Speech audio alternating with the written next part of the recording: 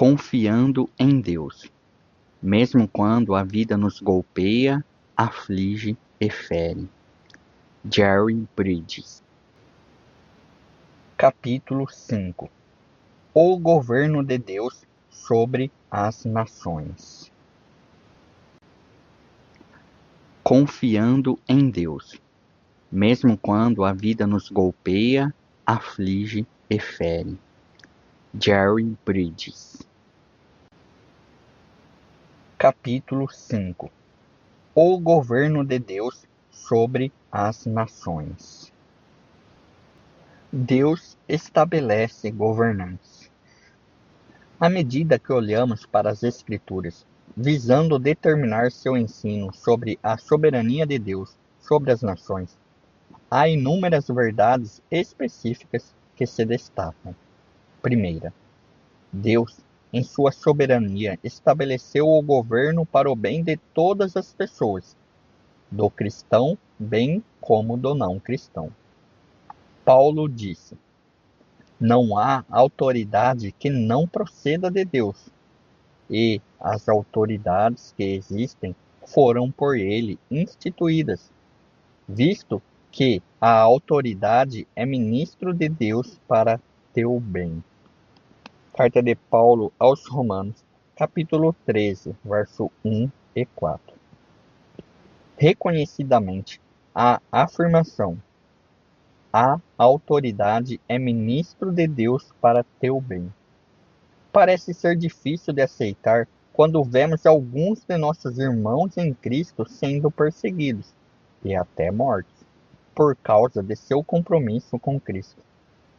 Mais uma vez, precisamos lembrar que Deus, em sua sabedoria e soberania infinitas, e por motivos conhecidos apenas por Ele, permite que governantes ajam de forma contrária à sua vontade revelada.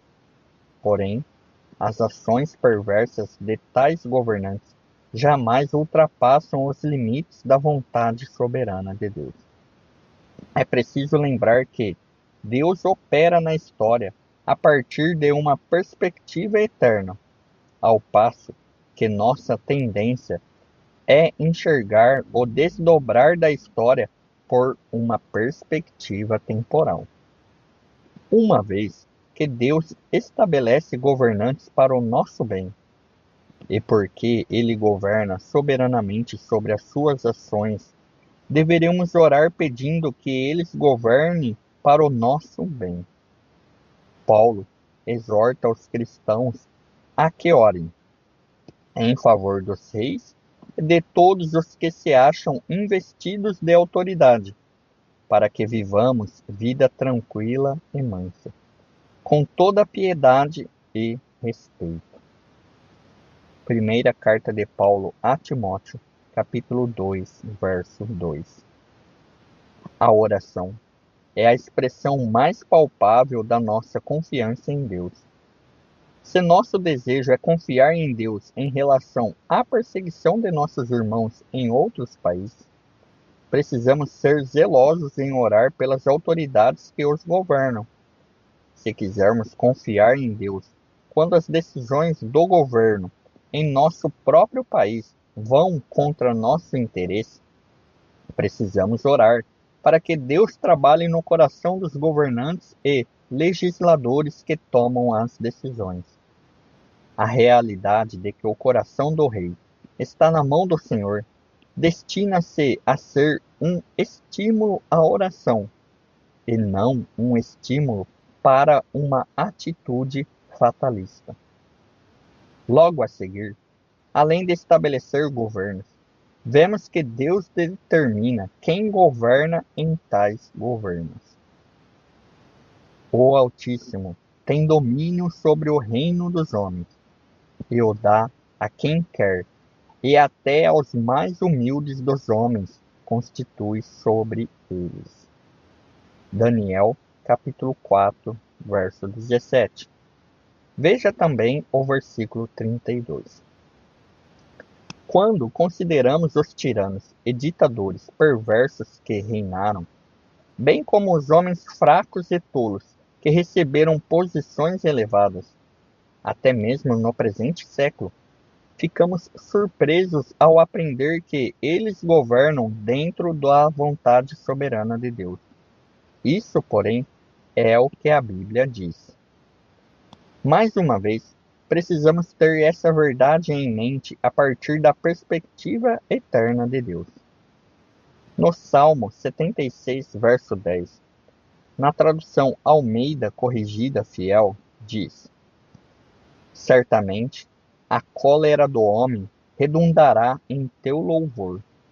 O restante da cólera, tu o restringirás. Enquanto traduções mais recentes variam em relação a essa versão, trata-se de uma verdade corroborada pelo teor de toda a Escritura. Deus permitirá que as pessoas, quer sejam tiranos, obstinados ou políticos sem caráter, façam apenas aquilo que resultará, em última análise, na sua glória. Como o pecado e o mal contribuem para a glória de Deus no final, é para nós um mistério, mas é uma verdade confirmada por toda a Bíblia. Assim, como Deus determina quem governa nas nações, ele também determina a duração desse governo. Isaías, capítulo 40, verso 23 e 24 nos diz: É ele quem reduz a nada os príncipes e torna em nulidade os juízes da terra. Mal foram plantados e semeados, mal se arraigou na terra o seu tronco, já se secam, quando um sopro passa por eles, e uma tempestade os leva como palha. Vemos isso ilustrado de maneira clara na vida do poderoso monarca da Babilônia, Nabucodonosor. No apogeu de seu poder, a sanidade mental de Nabucodonosor lhe foi tirada e ele foi afastado de seu povo, indo se alimentar de grama como gado. Passados 7 anos, a razão lhe foi restituída. Seus conselheiros e nobres lhe procuraram e ele foi restabelecido ao trono, tendo se tornado ainda maior do que era antes. Daniel, capítulo 4, verso 33 ao 36.